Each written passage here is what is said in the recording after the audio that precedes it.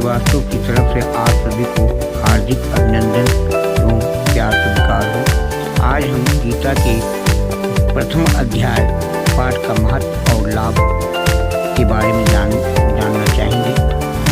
आइए शुरू करते हैं गीता का प्रथम अध्याय। गीता में भगवान श्री कृष्ण ने रणभूमि में अर्जुन को जो ज्ञान दिया था वो गीता में बताया गया है। गीता में कुल 18 अध्याय हैं और उन सभी अपना अपना अध्याय का अपना अपना महत्व है। आइए जानते हैं गीता के पहले अध्याय का महत्व क्या है। दोस्तों, ये गीता उपनिषदों का सार है। महाभारत युद्ध के समय रणभूमि में भगवान श्री कृष्ण ने अर्जुन को जो ज्ञान दिया था वो गीता में बताया गया है। गीता में ऐसी बहुत सी बातें हैं जो मनुष्य को जीवन की कई कठिनाइयों को आसान बनाती हैं। इतना ही नहीं, गीता पढ़ने पर मनुष्य को बहुत सी नई जानकारियाँ भी मिलती हैं। साथ ही हर अध्याय के नियमित पाठ का अपना लाभ और महत्व है। भगवान शिव ने देवी पार्वती को गीता के पहले अध्याय के पाठ का महत्व जो बताया है वही यहाँ आपके लिए प्रस्तुत है। लेकिन गीता के पहले अध्याय के महत्व को जानने से पहले जान लीजिए श्रीमद् गीता भगवद गीता के प्रथम अध्याय की खास बातें। गीता के पहले अध्याय का नाम अर्जुन विषाद योग्य है। इस अध्याय में कुरुक्षेत्र के मैदान में उपस्थित बंधुओं और संबंधियों को सामने देखकर अर्जुन के मन में उठे विषाद और मन स्थिति का वर्णन किया गया है। दोस्तों, इस समय संजय ने को बताया है किस ज्ञान के बल पर संसार के सब लोग आपको शिव कहकर पूछते हैं। मृगशाला ओढ़े और अपने सभी अंगों में शमशान की बभूति लगाए, गले में सर्प और नरमुंडों की माला पहने हुए हो। इनमें से तो कोई भी पवित्र नहीं है।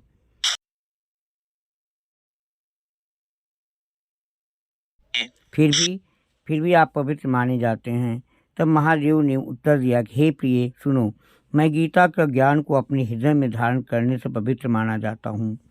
इस ज्ञान से मुझे बाहर के कर्म नहीं जानते व्याप्ते। तब पार्वती जी ने कहा कि हे भगवान, किस गीता ज्ञान की आप ऐसे अतुत करते हैं जिसके श्रवण करने से कोई कृतार्थ भी हुआ है। इस पर महादेव ने उत्तर देते हुए कहा कि इस ज्ञान को सुनकर बहुत से जीव कृतार्थ हुए हैं और आगे भी होंगे। मैं तुम्हें एक पुरातन कथा सुनाता हूँ, तुम सुनो। दोस्तों, अब कथा प्रारंभ करते हैं। भगवान शिव जी ने पार्वती को सुनाया है। एक समय पाताल लोक में शेषनाग की सैया पर श्री नारायण जी नयन मूंद कर आनंद में मग्न थे। उस वक्त भगवान के चरण दबाते हुए लक्ष्मी जी ने पूछा, प्रभु, निद्रा और आलस्य तो उन मनुष्यों को व्यापता है जो जीव आलसी होते हैं, तामसी होते हैं। फिर भी आप तो तीनों गुणों से अतीत हो। आप तो वासुदेव हो। आप जो नेत्र मूंद रहे हो, इससे मुझको बड़ा आश्चर्य है। नारायण जी ने उत्तर दिया, कहा कि लक्ष्मी, मुझको निद्रा आलस्य नहीं व्यापता। एक शब्द रूप से भगवद गीता है, उसमें जो ज्ञान है उसके आकार रूप हैं। वो गीता शब्द रूप अवतार है। इस गीता में ये अंग है। 5 अध्याय मेरे मुख हैं, 10 अध्याय मेरी भुजा है, 16वां अध्याय मेरा हृदय और मन और मेरा उदर है, 17वां अध्याय मेरा जंघा है, 18वां अध्याय मेरे चरण हैं। गीता श्लोक ही मेरी नाड़ियां हैं और जो गीता के अक्षर हैं वो मेरा रूम है। ऐसा मेरा शब्द रूपी जो गीता ज्ञान है उसी के अर्थ में हृदय में विचार करता हूँ और बहुत आनंद प्राप्त होते हूँ। लक्ष्मी जी बोली, श्री नारायण जी, जब श्री गीता जी का इतना ज्ञान है तो उसको सुनकर कोई जीव कृतार्थ भी हुआ है सो मुझसे कहो। तब श्री नारायण ने कहा, लक्ष्मी, गीता ज्ञान को सुनकर बहुत से जीव कृतार्थ हुए हैं, तो तुम भी श्रवण करो। एक व्यक्ति था जो चांडालों के कर्म करता था और तेल नमक का व्यापार करता था। उसने एक बकरी पाली। एक दिन वो बकरी चराने के लिए वन में गया और वृक्ष के पत्ते तोड़ने लगा। वहाँ उसे एक सांप से डंस लिया। इससे वो तुरंत मर गया। मरने के बाद उसने बहुत से नरक भोगे और फिर उसका जन्म बैल के रूप में हुआ। उस बैल को एक भिक्षुक ने मोल ले लिया। वो भिक्षुक उस पर चढ़कर सारे दिन मांगता मांगता फिरे और कुछ भिक्षा मांग कर लाता वो उसे अपने परिवार के साथ मिलकर खाता, और वो बैल सारी रात द्वार पर खड़ा रहता। उसके खाने पीने का कोई ख्याल नहीं करता था, और सुबह होते ही बैल पर चढ़कर फिर मांगने निकल जाता। जब बहुत दिनों हो गए तो बैल भूख से गिर गया, लेकिन उसके प्राण नहीं निकले।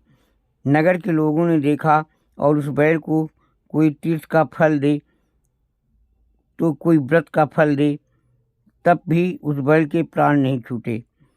एक दिन गड़िका आई। उसने लोगों से पूछा, एक ऐसी भीड़ है? तो उसने कहा कि मेरे प्राण नहीं निकलते, अनेक पुण्यों का फल दे रहे हैं, तो भी इसकी मुक्ति नहीं होती। तब गड़िका ने कहा, मैंने जो कर्म किया है उसका फल मैंने इस बैल को दिया है। इतना कहते ही बैल की मुक्ति हो गई। तब बैल ने एक ब्राह्मण के घर में जन्म लिया। पिता ने उसका नाम सुशर्मा रखा। उसके पिता ने उसे पढ़ाया लिखाया। उसको अपनी पिछले जन्म की सुध थी। उसने एक दिन मन में विचार किया, जिस गड़िका ने मुझे बैल की जोनी से छुड़ाया था उसका दर्शन करूं। विप्र चलते चलते गड़िका के घर गया और कहा, आप मुझे पहचानती हैं? गड़िका ने कहा, मैं नहीं जानती, तुम कौन हो? तब उसने कहा, मैं वही बैल हूँ जिसको आपने अपने पुण्य दिए थे। तब मैं बैल की जोनी से छूटा था। अब मैं विप्र के घर जन्म हूँ। आप अपना पुण्य बताएं।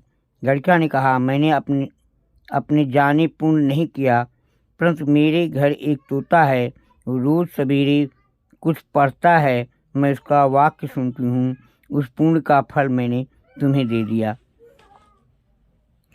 तब विप्र ने तोते से पूछा, तू सवेरे क्या पढ़ता है? तोते ने कहा, मैं पिछले जन्म में विप्र का पुत्र था। मेरे पिता ने मुझे गीता के पहले अध्याय का पाठ सुनाया करते थे। एक दिन मैंने गुरु से कहा, मुझको आपने क्या पढ़ाया है? तब गुरुजी ने मुझे श्राप दिया, तू तोता बन जा। इसके बाद से मैं तोता बन गया। एक दिन बहेलिया मुझे पकड़ ले आया और एक विप्र ने मुझे मोल ले लिया। वो विप्र भी अपने पुत्र को गीता का पाठ सिखाता था।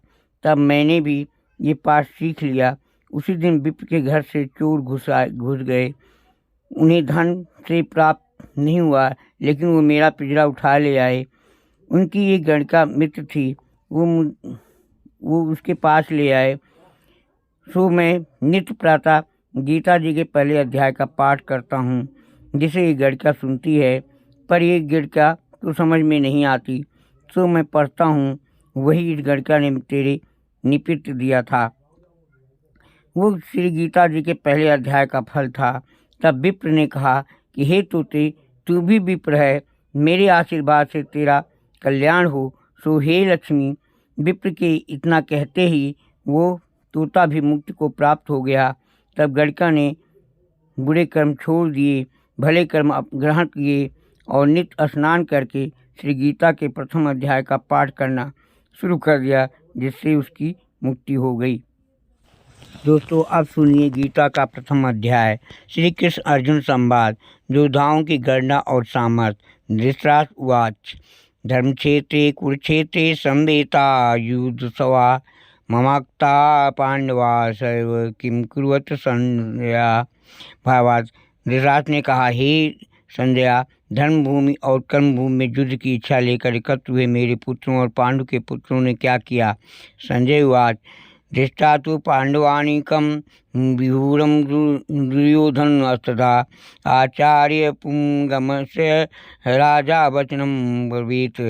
संजय ने कहा, हे राजन, इस समय राजा दुर्योधन पांडुपुत्रों की सेना की व्यूह रचना को देखकर आचार्य द्रोणाचार्य के पास जाकर कह रहे हैं, पश्येताम पांडुपुत्राणामाचार्य महतीं चमूं विहुराम द्रुपदपुत्रेण तम शिष्येण श्रीमता। हे आचार्य, पांडुपुत्रों की इस विशाल सेना को देखिए।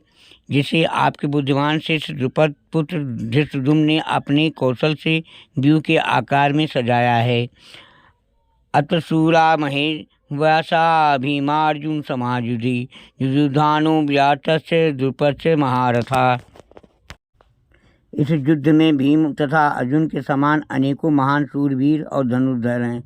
युद्धान विराट और द्रुपद जैसे महान योद्धा हैं। धृष्टकेतु कीतान काशीराजस्य वीरवान पुरुजित कुंती भोजस्य शैर्यस्य नरपुंडवा।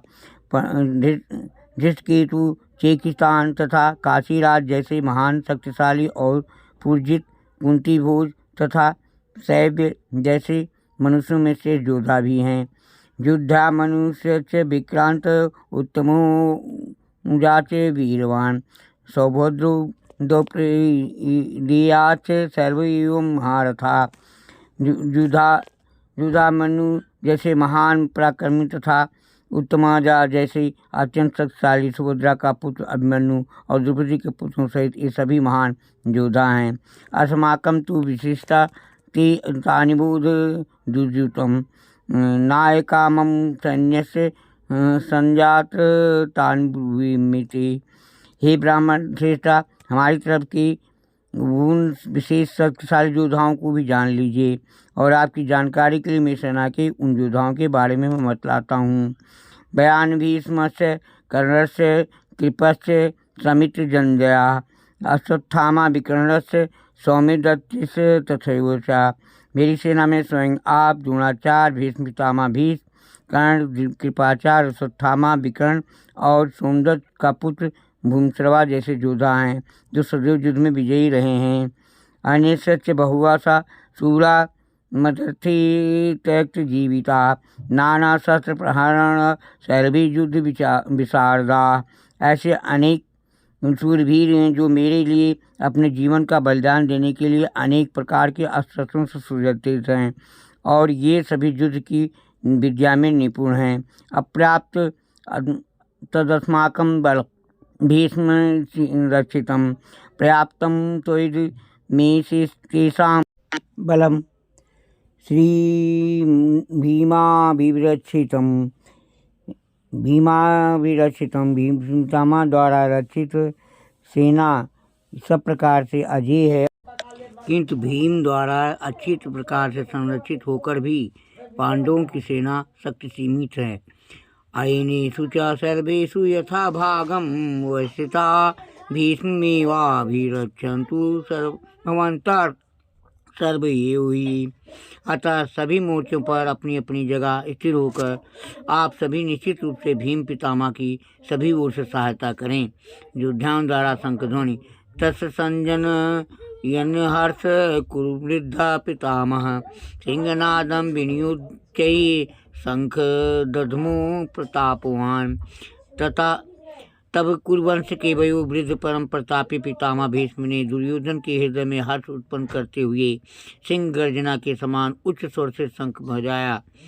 तथा शंखाश्च वीर्यश्च पर्वान् कगोमुखा सहसैव आभ्यहन्यन्त सशब्दस्तु मूलोप अभवत्। तत्पश्चात अनेक शंख, नगाड़े, ढोल, मृदंग और सिंह आज बाजे अचानक एक साथ बज उठे। उनका ये शब्द बड़ा भयंकर था। तथा हतेश हैरेमुक्ते महति सौजन्ये स्थितो माधवा पांडवश्चैव दिव्यो शंखो प्रदम्भयतु। तत्पश्चात दूसरी ओर से सफ़ेद घोड़ों से युक्त उत्तम रथ पर आसीन योगेश्वर श्री कृष्ण और अर्जुन ने भी अलौकिक शंख बजाए।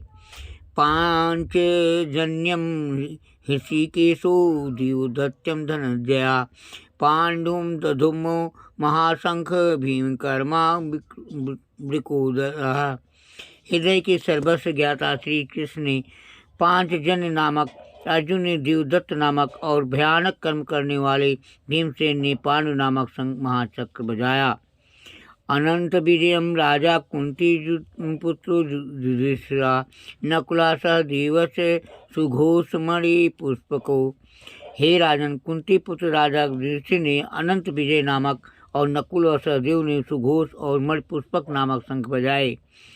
काश्यच परमेश्वास्य शिखंडी च महारथा धिम्नो विराटस्य सातकी श्राप पराजितः द्रुपदो द्रौपदेवाश्च सर्वस्या पृथ्वीपति सौभद्रस्य महाबाहु शंखानंद उद्मुह पृथक पृथक।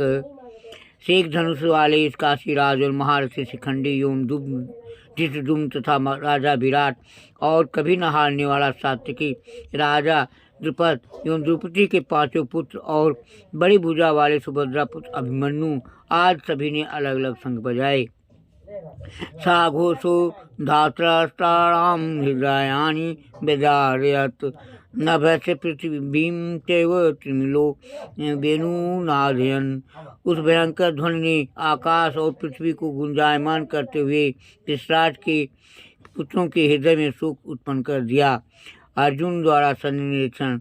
अर्जुनुवाच अर्थव्यवस्थिता दृष्ट्वा धातस्तान् कपिध्वजा प्रवृत्ति सहस्र संपाति धनुर्धम्ये पांडवा हृषिकेशं तदा वाक्यमिद महामहीपते सैन्योरुभयो मध्ये रथं स्थापयामि अच्युत।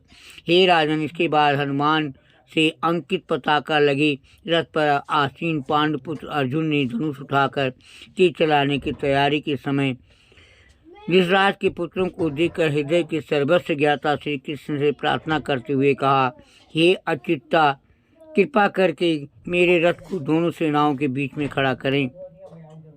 यावदेतानि रथे अहम युद्धो कामान व्यवस्थितान् कैमर्याया सह युद्ध व्यस्मिन् रणसमुद्र में, जिससे मैं युद्ध भूमि में उपस्थित युद्ध की इच्छा रखने वालों को देख सकूं और कि इस युद्ध में मुझे किन किन से एक साथ युद्ध करना है। मानान्वेषे अहम या यति अत्र समागताः धार्तराष्ट्रस्य दुर्बुद्धे युद्धे प्रियसी कीर्यस्वाहा। मैं उनको भी देख सकूं और जो ये राजा लोग यहाँ पर धृतराष्ट्र के दुर्बुद्धि पुत्र दुर्योधन के हित की इच्छा से युद्ध करने के लिए एकत्रित हुए हैं। संजय उवाच यो मुक्तो ऋषिकेशो गुडाकेशेन भारत सैन्योरुभयो मध्ये स्थापित्वा रथोत्तमम्। संजय ने कहा, हे भारतवंशी अर्जुन द्वारा इस प्रकार कहे जाने पर हृदय के पूर्ण ज्ञाता श्री कृष्ण ने दोनों सेनाओं के बीच में उस उत्तम रथ को खड़ा कर दिया। भीष्मद्रोणां प्रमुखता सर्वेषां च महीक्षिताम् उवाच पार्थ पश्चितान् संवेतान् कुरुनीति। इस प्रकार भीष्म पितामह आचार्य दोनों तथा संसार के सभी राजाओं के सामने कहा कि हे पार्थ, युद्ध के लिए एकत्रित हुए इन सभी कुरुवंश के सदस्यों को देख तत्रापश्यन्ति स्थितान् प्राता पितृनथ पितामहान् आचार्यान् मातुलान् भातृन् पुत्रान् पौत्रान् सखीं तथा। वहाँ पृथा पुत्र अर्जुन ने अपने ताऊओं, चाचाओं, दादा परदादाओं को, गुरुओं को, मामाओं को, भाइयों को, पुत्रों को, पौत्रों को और मित्रों को देखा। शूरान् सहृदस्य सैन्योरुभयोरपि तान् समीक्ष्य च कौतेन सर्वान् बधून् व्यवस्थितान्। कुंती पुत्र अर्जुन ने ससुरों को और शुभचिंतकों को सहित दोनों तरफ की सेनाओं में अपने ही सभी संबंधियों को देखा। अर्जुन की अज्ञानता का निरूपण। अर्जुन उवाच कृपया पर्याविष्टो विषि बब्रीत दृष्टि ममोंसो जन्म कृष्ण युयुत्सुम समुत्थितम्। तब करुणा से अभिभूत होकर शोक करते हुए अर्जुन ने कहा, हे कृष्ण, युद्ध की इच्छा वाले इन सभी मित्रों और संबंधियों को उपस्थित देखकर सौद्यंती मम गत्राणि मुखम च परिसुषित वेप तुष्ट शरीरे में रोमहर्ष जायते मेरे शरीर के सभी अंग काँप रहे हैं और मुख सूखा जा रहा है और मेरे शरीर के कंपन से रोमांच उत्पन्न हो रहा है। गांडीवम संसत्ते हस्तात्वैव परिद्राहति नाचा शक्नु अम्य वस्थात भर्मतियु च मे मनः। मेरे हाथ से गंडीव धनुष छूट रहा है और त्वचा भी जल रही है। मेरा मन भ्रमित सा हो रहा है, इसलिए मैं खड़ा भी नहीं रह पा रहा हूँ। नित्यानि च पश्यामि विपरीतानि केशो न च श्रेयो अनुपश्यामि हत्वा स्वजन्माहोहि। हे केशव, मुझे तो केवल अशुभ लक्षण ही दिखाई दे रहे हैं। युद्ध में स्वजनों को मारने से मुझे कोई कल्याण दिखाई नहीं देता है। न कांक्षे विजयम कृष्ण न च राज्यम सुखानि च किं नो राजेन गोविंद किं भोगे गर्जीवितेन वा। हे कृष्णा, मैं ना तो विजय चाहता हूँ, ना ही राज्य और सुखों की इच्छा करता हूँ। हे गोविंदा, हमें ऐसे राज सुख अथवा इस जीवन से भी क्या लाभ है। ईर्ष्यामर्थे का कांडे स्थितम नु राज्यम भोगा सुखानि च तमे एमे अवश्यता युद्धे प्राणाम अस्तो यक्त्वा धनानि च। जिनके साथ हमें राज आज सुखों को भोगने की इच्छा है, जब वही अपने जीवन के सभी सुखों को त्याग करके इस युद्ध भूमि में खड़े हैं। आचार्या पितरा पुत्रा स्थतयो च पितामहा मतुला शिशुरा पौत्रा शैल्या संबंधी स्थिता। गुरुजन, परिवारजन, पुत्रगण, पितामह, मामा, ससुर, पौत्रगण, साले और सभी संबंधी भी मेरे सामने खड़े हैं।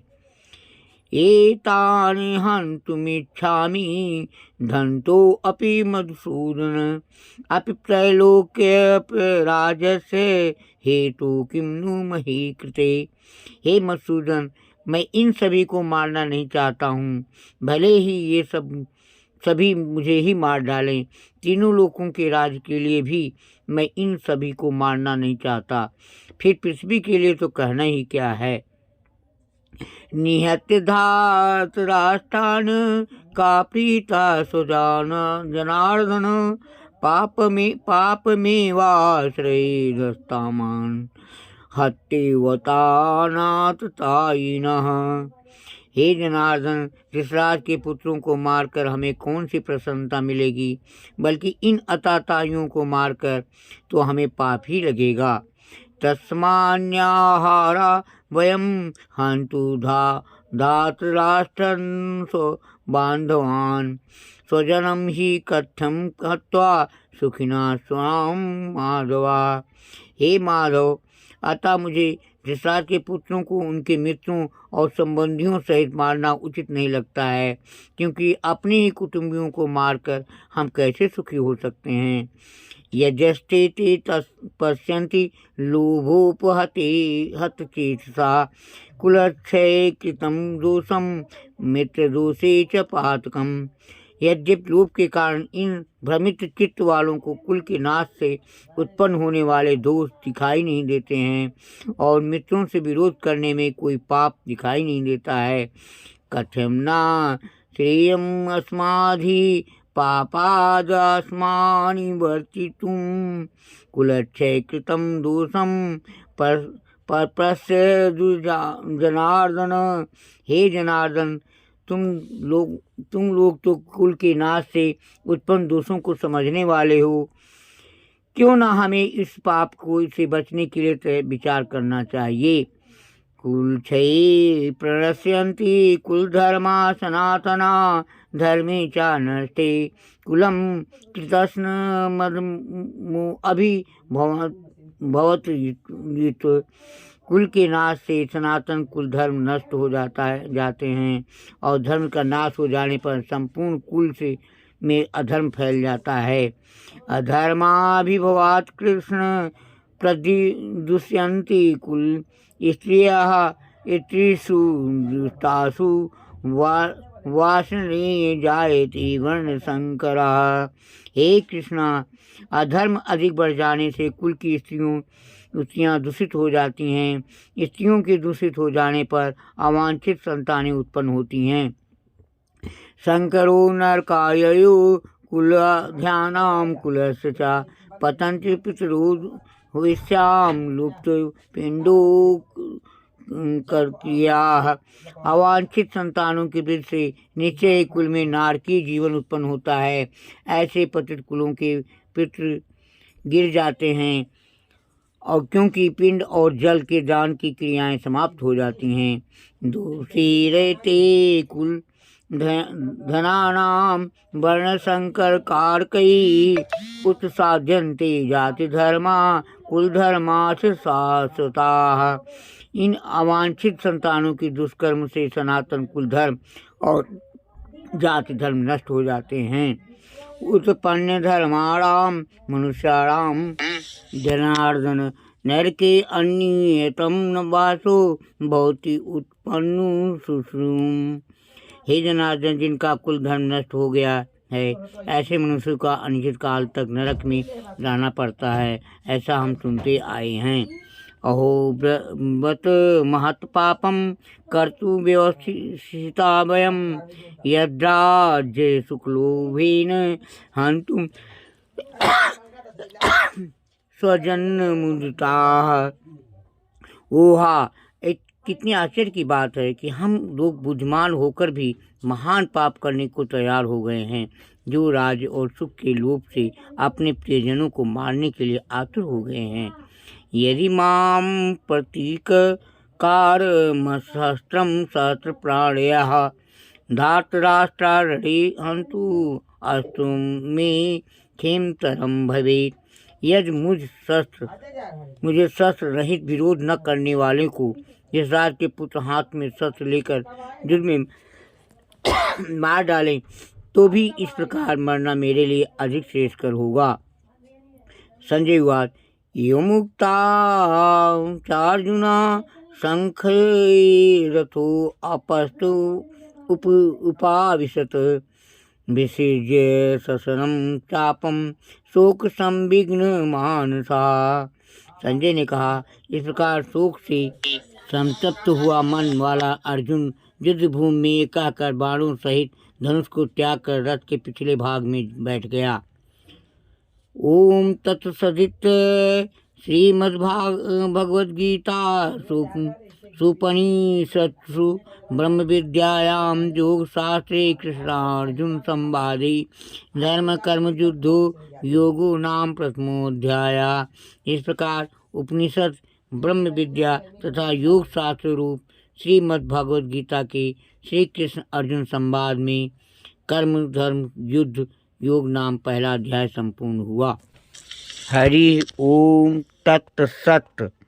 कृपया इस चैनल को सब्सक्राइब करें और बगल में लगी हुई घंटी को अवश्य दबाएं। धन्यवाद।